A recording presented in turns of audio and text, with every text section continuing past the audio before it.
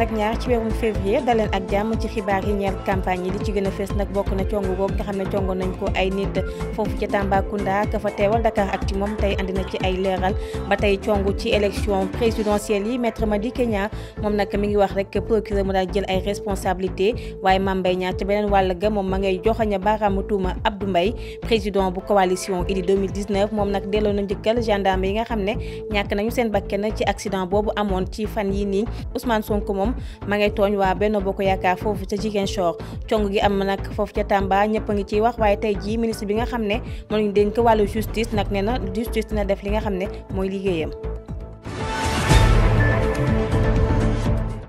ni ma leen ko waxee woon li gën a fës ci xibaar yi nag bokk na ci candidat Madické 2019 moom nag wax na procureur mu daal jël ay responsabilités am nga xam ne fitna yi nga xam ne amoon na foofu ci Tambacounda mu daal di rek képp koo xam ne sa loxo takk na ci yoon daal di dal ci sa kaw. nanu bàyyi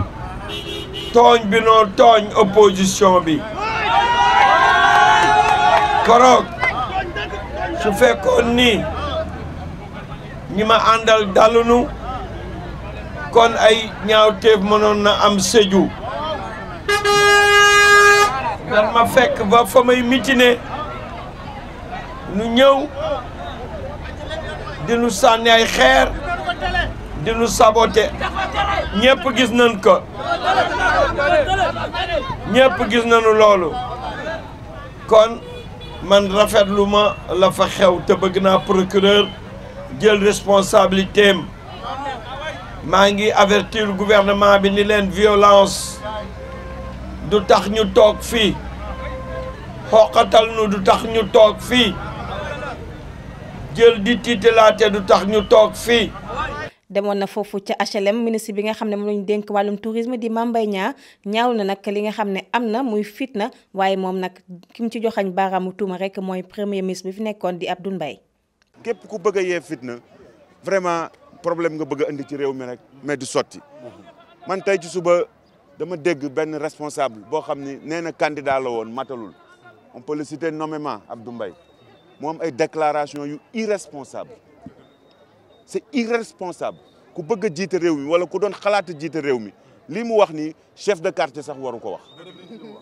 li mu wax mooy ni que élection présidentielle yi moom ak de toute façon dañuy contester résultat yi bu jàllulee bu contestation bi jàllul ñu taal réew mi defe naa loolu moom ñëpp war nañoo wax loolu ba mu des moom parce que bi réew mi soxlaa dëgg ñu bëgg a wàññi majorité présidentielle jëlee ko 50% indi ko 25% moom dafa dem ci terrain golf di golf ñun ñii ñoo wàccoon 23 juin di bañ moom loolu biñ koy def moom golfam la yoroon dem li ko dugal ci géew bi mooy président amoon yaakaar ci moom rek nommé ko premier ministre yenn yi dem na ba nurootul bëgg réew mi yenn yi dem na ba nuroo noonoo nit ak nit et jàpp naa ni que kilifa warta taxawee noonu. responsable APR la ci Point E Abdou Karim Fofana ginnaaw nag ba mu defee ab ndaje démb ak jigéenu gox ba moom nag li nga xam ne mooy bilangu Macky Sall boo xam def na ko ci juróom-ñaari at bi mu fi nekkee waxtaanee na ko foofu ci teewaayu Marème Faye Sall di première dame docteur Malick Diop ak Amadou Ba mi nga xam ne moom lañu dénk wàllum finance. Vous savez, ces dernières années, les 7 ans qui ont duré le premier mandat du président Macky Sall a été marqué par une forte implication, une forte volonté du président Macky Sall de créer ce qu'on appelle l'inclusivité sociale. Et qui parle d'inclusivité sociale va dans le sens de l'aide à la famille, de l'aide aux plus démunis. Et c'est la raison pour laquelle les femmes, qui sont souvent les personnes les plus impactées par ces politiques sociales, ont été aujourd'hui invitées à un échange, à une rencontre de bilan, de présentation du bilan social du président Macky Sall. Vous avez vu comment le ministre de l'économie et des finances, M. Amadou Ba, a exposé toutes ces politiques sociales qui vont dans le sens d'aider le ménage, d'aider la femme sénégalaise, d'aider la famille sénégalaise. C'est des subventions offertes à différentes associations. Donc il y a des associations qui sont dans la commune, qui s'activent dans l'autonomisation de la femme, qui s'activent dans dans les activités féminines, de développement féminin, de politique de genre. Et nous avons voulu les accompagner avec une subvention d'environ 10 millions pour toutes ces associations. ca Sédhiou la nekkoon Idrissa Seck jiital Idy 2019 moom nag daal dinay delloo njukkal gendarme yi nga xam ne ñàkk nañu seen bakkan ci accident bi waaye ci li nga xam ne mooy programme am wax na ci li jëm ci wàllum sécurité ñu déglu ay kàddoom ak ndaw yi ñu fa teewal di Sadibou Fall ak El Hadj Kane. Qui rendre un hommage appuyé à nos forces de sécurité et de défense qui, comme leur nom l'indique, au péril de leur vie, garantissent à nos populations la sécurité et la défense de notre territoire et de nos libertés. J'ai reçu à Kolda et un peu partout les associations des anciens soldats invalides et les associations des veuves de nos soldats. Au cœur de notre politique de défense, la valorisation, l'amélioration de leur traitement sera absolument centrale et prioritaire.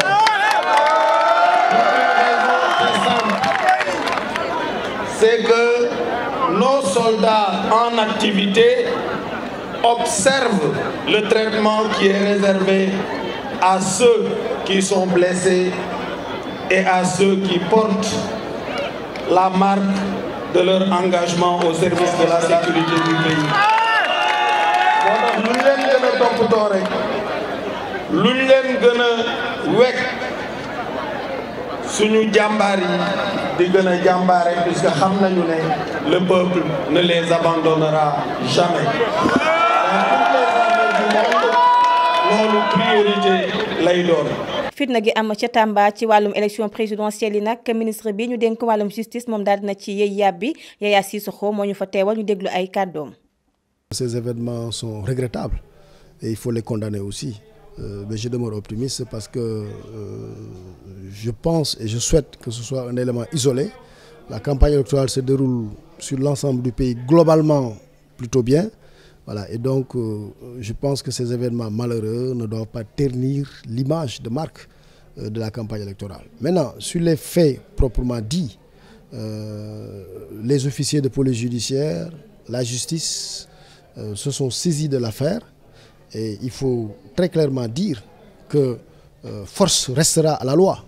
parce que les violences, il faut les condamner, il faut les traquer, il faut les juger, il faut les sanctionner de quelque côté qu'elles proviennent ces violences. Donc sur ce plan, la justice va faire son travail comme il faut le faire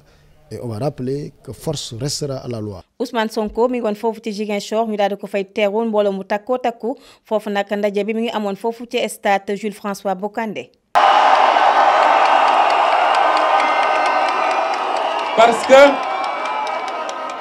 parce que même ñi ñu foog ni ñooñu seeni militants lañu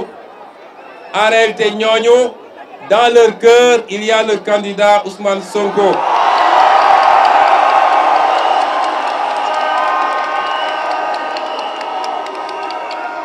li gën a yéeme ci mbir mi mooy seen militant ñi ngi daw di ñëw ci ñun moom mu daw génn dëkk bi ndax dégg naa biñ ko nee Ousmane Sonko mu nga tooboor xaw ma avion Sangomar xaw ma Sarène la jël xaw ma dañ koo téléporté waaye il n'est plus. kuréel gi nga xam ne moo ngànk taskatu xibaar yi ñoom nag tey jii matitlu nañu naqarlu li nga xam ne moo amoon foofu ca Tamba ndaje bu ñu fa amaloon nag ñoom ñu ngi wax sax bind nañu benn plainte ñu déglu ki nga xam ne moo ko jiitee di Bamba Kassé. démb ni ngeen ko xamee suñu ay naataangoo yoo xamante ne dañoo nekkoon ci seen yoonu liggéey ñu affecté leen pour ñu topp benn candidat ci juróom yi nga xamante ne ñooy def élection yi. suñu naataanga yooyu dañu leen attaqué seen woto yu ñu nekkoon daanu oto yi viri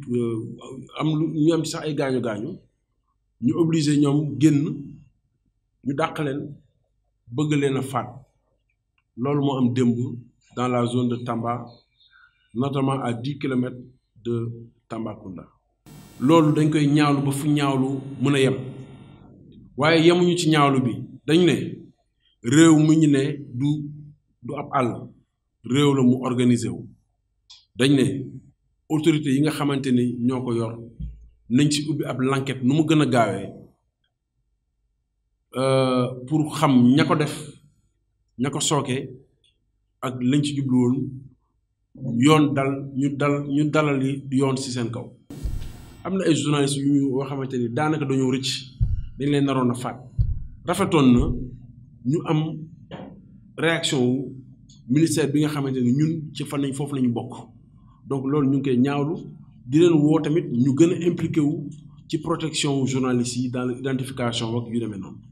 suñu ndaw bi nga xam ne moo nekkoon foofu ci Tambacounda di Moustapha Gueye nekk fii ci Dakaractu moom nag la ñu yónni woon ngir mu ànd ak njiitu PUR moom nag wax na jafe-jafe yu metti yi nga xam ne moom lañ fa nekkee woon waaye it dellu siwaat na ci coow li nga xam ne tax na ay nit faatu si ñu daal di déglu ay kàddoom Moussa Bey Adja Ndiaye ak Mohamed Bopp ñooñu fa teewaloon. C'est parti d'une histoire d'affiche qui opposait les membres de la coalition Benno Bokk Yakaar qui étaient au niveau de la maison d'en face, et de l'autre côté il y avait le camp des militants du PUR. Donc ces derniers, les puristes, voulaient taguer sur le mur où il y avait déjà des affiches de Benno Bokk Yakaar le logo PUR. Donc les militants de Benno se sont opposés pour dire qu'il n'était pas question de venir vandaliser le mur, d'autant plus qu'il y avait déjà leur candidat. Donc c'est parti d'une banale histoire d'affiches, de tracts. Et à partir de ce moment, tout a dégénéré. Il y a eu des échanges de coups, d'injures, des machettes sont sorties, des barres de fer, il y a eu des jets de pierre. Mais tout cela s'est passé en un laps de temps assez, disons, assez rapide. Nous, les journalistes qui étions sur place, on a à peine eu le temps de prendre quelques images. Parce que, étant donné que notre sécurité n'était pas assurée, parce qu'il faut rappeler qu'à un moment donné, les militants de Benno ont essayé de s'en prendre à la presse. Ça aussi, je tenais à le préciser. Donc, à un moment donné, la presse a été visée, et c'est à ce moment que la garde rapprochée du PUR est intervenue dans un premier temps pour protéger certains membres de la presse, et c'est véritablement de là qu'est partie l'altercation. Donc, il y a eu des échanges de coups de pierre, de machettes, de gourdins. Nous, on s'est repliés au niveau de notre véhicule pour rallier, je ne sais pas si je peux citer l'hôtel, en tout cas l'hôtel où était logé le candidat Elhadji Issa Sall. Parce qu'il faut préciser que nous n'étions pas au même endroit. Le candidat était logé dans un hôtel de la place. Nous, de la presse, qui avions fait pratiquement 9 heures de route, on était logés dans une maison d'hôtes, entassés, je vais le dire quand même, dans une chambre où nous étions une vingtaine, dans des conditions véritablement impossibles. Donc, quand nous avons tenté de rallier le candidat Issa Sall dans un hôtel de la place, après qu'il y ait eu ces bagarres et tout, nous avons appris dans les ondes de la RFM que malheureusement il y avait eu mort d'homme. Donc c'est véritablement de là qu'est parti, disons, le soulèvement populaire qu'on a noté là-bas. La population s'est soulevée d'un seul homme pour venir s'en prendre à la délégation, à la caravane du PUR. En ce moment, il ne faisait plus le distinguo entre les journalistes qui venaient faire leur travail de façon professionnelle et les militants du PUR. Donc on n'a pas compris en ce moment pourquoi la presse était visée. On n'a pas compris. xibaar yi ci gàttal.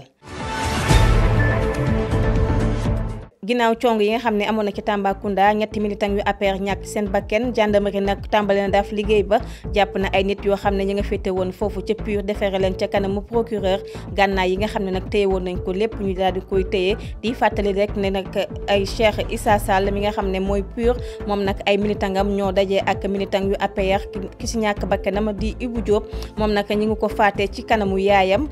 ñu dellu si waat ci jàmmaarloo boobu nga xam ne nag ku tudd Mathieu it ñàkk na ci bakkanam moom ndaw la woon bu yore woon sax foofu benn baby foot nekk tamit militant gu APR journaliste yi nga xam ne nag ñoom ñoo nekkoon ak PUR daal dinañu dellu si waat fii ci Dakar waaye lépp loo xam ne rek bees na ci wala yees na ci na leen ko xamle fii ci biir Dakaractu lii moo fi nekkoon tey xibaaru campagne yi jaajëfal nañ leen bu baax a baax ci teewlu bi di leen jox dig daje suba bàyyi leen na ngeen wéy di suñu programme ci biir Dakaractu TV